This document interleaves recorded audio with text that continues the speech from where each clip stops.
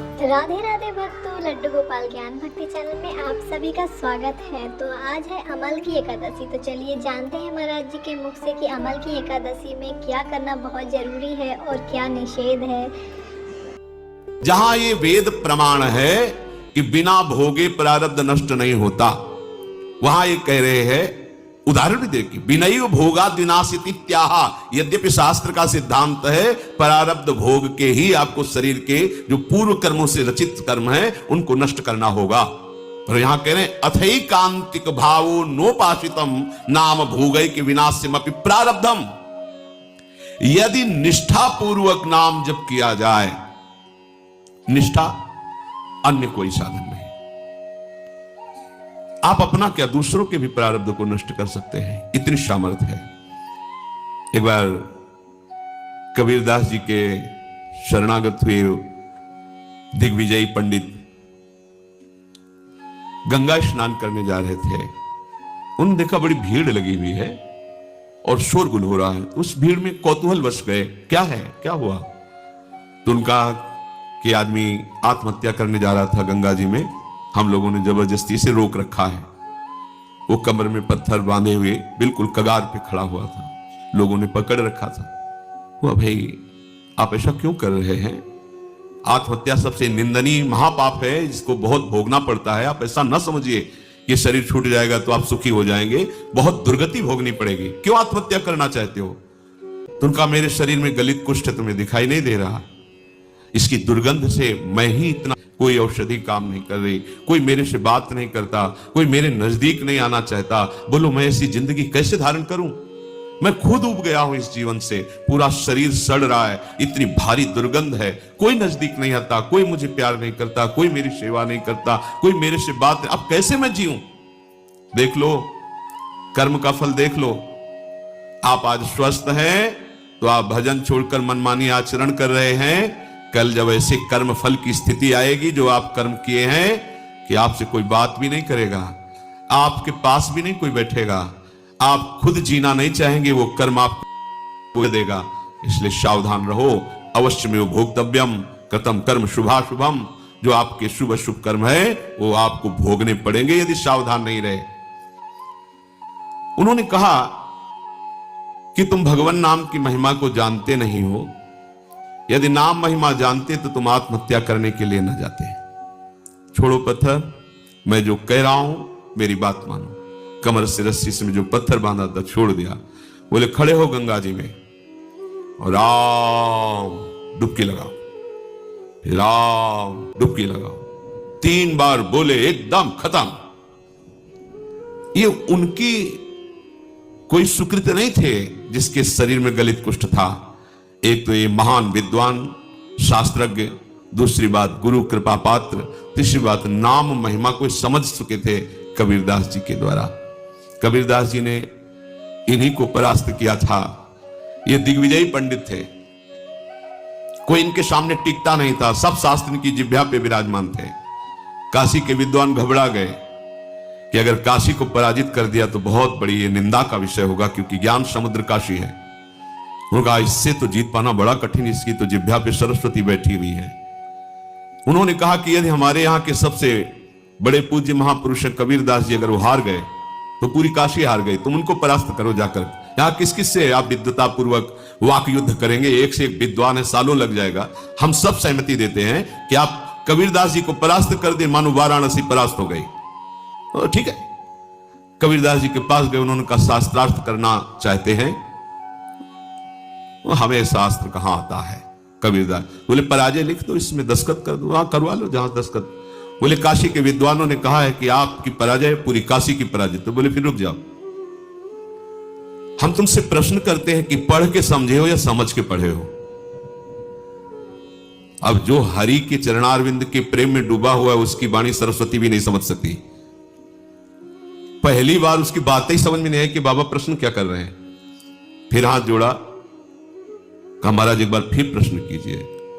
तो उन्होंने कहा पढ़ के समझे हो कि समझ के पढ़े हो? जैसे कोई किसी को स्तंभित कर दे मंत्र के द्वारा, बुद्धि काम नहीं कर रही। पूरी सभा लगी हुई है, कौतूहल देखने के लिए। अब वो ये शास्त्र खोले, वो शास्त्र खोले, कुछ कहा महाराज हमारे तो प्रश्न ही की धरा समझ में नहीं आ रही। बोले तो उत्तर क्या दोगे, शास्त्रार्थ क्या करोगे, जब प्रश्न की ही धरा तुम्हें समझ में नहीं आ रही तो व्यर्थ में अभिमान लिए घूम रहे हो दिग्विजयी का। पढ़ के समझो कि समझ के पढ़े हो।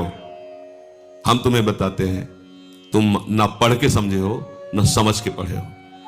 अगर समझ के पढ़े होते तो सब शास्त्रों का सार है भगवान के नाम में प्रेम, भगवान के चरणों की भक्ति। अगर पढ़ के समझे होते तो अब तक समझ गए होते कि सबका शास्त्रों का सार क्या है, तुम समझ ही नहीं पाए। उन्होंने उसी समय सब गंगा जी में शास्त्र प्रवाहित कर दिए और श्री चरणों का कबीरदास जी के आश्रय ले लिया, शिष्य बन गए और नाम जप करने लगे। उनकी ये निष्ठा कि 3 बार नाम, ये उनकी निष्ठा, उससे उनका गलित कुष्ठ चला गया। अभी बड़े आनंदित होकर कबीरदास जी के पास पहुंचे और कहा भगवान एक गलित कुष्ठ शरीर वाला आत्महत्या करने जा रहा था, तो आपकी कृपा से नाम महाराज के प्रभाव से 3 बार नाम बुलवाने पर वो गंगा में डुबकी लगाते ही पवित्र शरीर और निरोग शरीर हो गया उसका, और बहुत प्रसन्न हो गया। और उसको भी हमने कहा नाम जप करो। कबीरदास जी ने कहा तुमने नाम की महिमा जानी? अरे ये केवल नामाभास से ठीक हो सकता था, तुमने 3 बार बुलवाया है। नामाभास से ये नाम की अपार, जौहरी ही तो हीरा का कीमत जानता है कि क्या है, हीरे की वक़्त तो जौहरी जानता है। ऐसे ही भगवत प्रेमी महात्मा जानते हैं कि नाम का प्रभाव क्या है।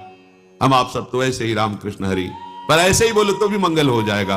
पर महिमा इतनी अगाध है, कह रहे अथई कांतिक भावे नोपासितम नाम भोगई के विनाशिम अपि प्रारब्धम।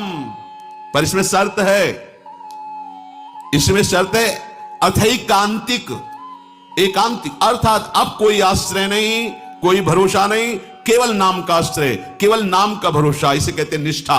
निष्ठा पूर्वक जपा हुआ नाम भोग के द्वारा ही विनाश प्रारब्ध कर्म को भोग के बिना ही नष्ट कर देता है। यह बड़ी बात है। तो आप कहेंगे कि बड़े बड़े संतों को बड़े बड़े रोग पाए गए, कैंसर, अमुक अमुक अमुक, तो क्या इन्होंने नाम जप नहीं किया क्या?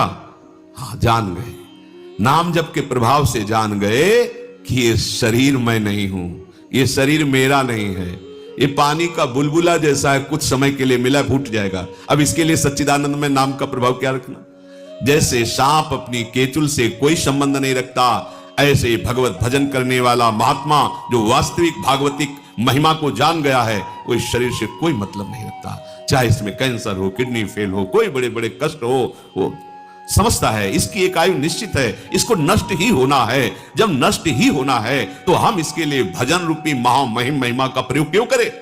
यह अविनाशी थोड़ी रहेगा, आज नहीं तो कल जाएगा। ये जब जाएगा ही तो इसके लिए हम अपने भजन को क्यों खर्चा करें? इसीलिए उन महापुरुषों ने अपने भजन का प्रयोग शरीर को स्वस्थ रखने में नहीं किया। नहीं तो इतनी सामर्थ्य है नाम में कि वो सब रोगों को नष्ट कर सकता है। आश्चर्य में ये देखा है। वो रोज सुबह आ जाता था, गले में कैंसर था, गांव का आदमी था, सरकार बहुत पीड़ा है, पैसा नहीं है, डॉक्टर कहते लाखों रुपया लगेगा ऑपरेशन इसमें। वो तभी आता है, वो उनका समय था, बम्बुल की दतून करते थे, घंटों ऐसे भाव में डूबे। ऐसे चेतना एक दिन फूक दिया, रोज परेशान कर, चल भाग, खत्म कैंसर। और जब उन्हीं के शरीर में प्रारब्ध भोग आया तो उन्होंने कष्ट को सहा, कभी अपने प्रारब्ध को नष्ट। आश्चर्य में बड़े बड़े रोगों को उनकी कृपा से नष्ट होते देखा, पर उनके शरीर में जब रोग आए कभी नहीं। ऐसे ही सांसारिक पुरुष जैसी उन्होंने दवाएं ली और जैसी शल्य क्रिया सांसारिक पुरुषों के शरीरों में होती वैसे करवाई, कभी कोई अपने भजन का प्रयोग नहीं किया। ये महापुरुष, कोई समझ नहीं सकता इन महापुरुषों की बात को। दूसरों के कष्टों को लेकर सह करके शरीर में उनको नष्ट नहीं किया, भजन के प्रताप से नष्ट नहीं किया, उनको अपने में ले लिया, जा तो आगे अपना मार्ग देख। और उनके शरीर का राग है नहीं, इसलिए उसे सहते रहते हैं। चाहे जितने बड़े महापुरुष आप दृष्टि डाल के देखो, भयानक भयानक कष्टों को मुस्कुराते हुए सह गए। यद्यपि नाम में ऐसी सामर्थ्य है। ये प्रारब्ध भोग कोई बड़े से बड़ा ब्रह्मज्ञानी भी नहीं मिटा सकता, केवल नाम में सामर्थ्य है।